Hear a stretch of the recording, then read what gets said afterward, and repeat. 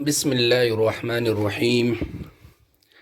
ایک عورت نے کسی عالم سے پوچھا، اسلام نے ہمیں شوہر کی فرمانبرداری اور اطاعت کا پابند کیوں بنایا، جبکہ شوہر کو ہماری اطاعت کا پابند نہیں بنایا؟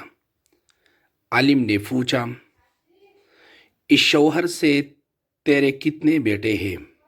عورت بولی، 3 بیٹے ہیں۔ اس پر عالم نے جواب دیا، اللہ نے تجھے ایک مرد کی اطاعت کا حکم دیا اور 3 مردوں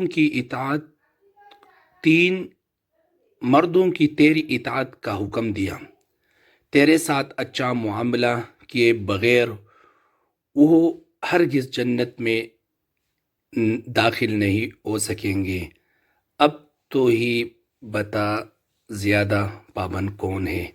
عورت بولی، بے شک اسلام جیسی نعمت پر اللہ کا شکر ادا کرتی ہوں۔ والسلام۔